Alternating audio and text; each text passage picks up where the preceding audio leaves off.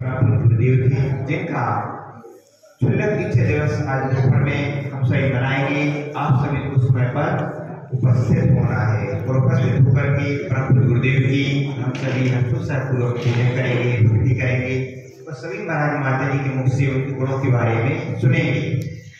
बंधु, परम गुरुदेव जो सदैव सदैव एक संदेश देते थे, परम गुरुदेव बतलाते थे कि श्रावकों के लिए सदैव सदैव धर्म के मार्ग पर निरंतर बढ़ते रहना चाहिए।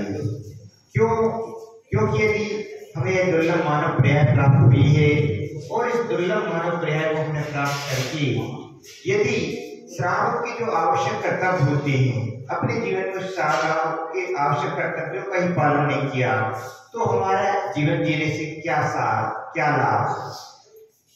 साथ ही साथ में जो सत्कर्तव्य होते हैं, सत्कर्तव्य श्रावक के देव पूजा, गुरुपार्थी, स्वाध्याय, संयम, तपा, दान से सत्कर्माणी दिने दिने।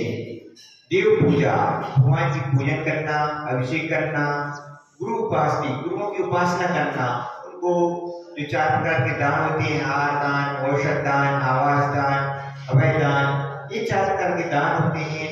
इनमें हमारे निरंतर संलग्न रहना।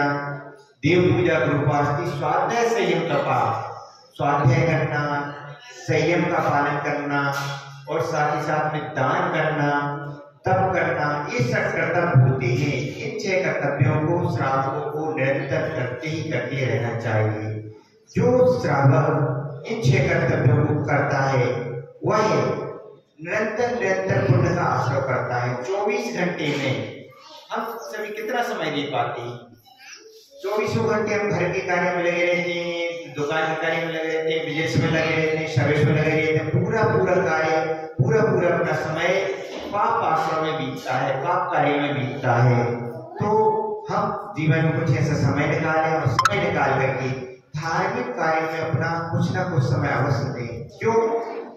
आपके लिए जो दुर्लभ मानव पर्याय के लिए सभी अनुकूलताएं प्राप्त हुई है। जैन धर्म में आपका जन्म हुआ है, आपको अनुकूल परिवार मिला है, आपको अच्छे माता पिता मिले हैं, भाई बहन मिले हैं जो आपके सभी कार्य में सहयोगी है। तो ये सब अनुकूलताएं आपको क्यों प्राप्त हुई है?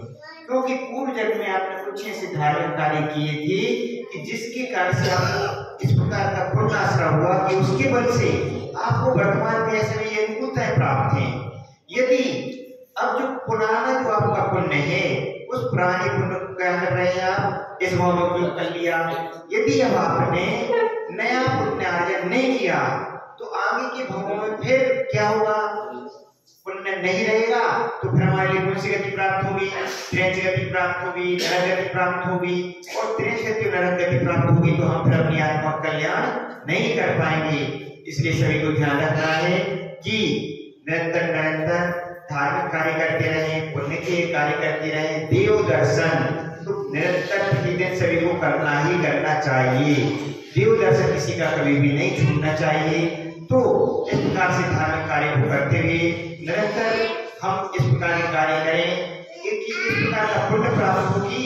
उस पुण्य के बल से हम अपने आगे के भवों को सार्थक और सफल कर सकें और उनको सार्थक और सफल करके फिर जितना हम पुण्य करें, इतना पुण्य करें, एक दिन हम भी भगवान साधीनाथ जैसे बन जाए, भगवान आदिनाथ जैसे बन जाए, भगवान पार्श्वनाथ स्वामी जैसे बन जाए। इसका निरंतर धार्मिक कार्य करते रहना चाहिए। क्योंकि अभी आहार का भी समय हो रहा है और दोपहर में भी अपना कार्यक्रम है। तो आज इतना ही। सभी के लिए मंगल आशीर्वाद है। निरंतर साधना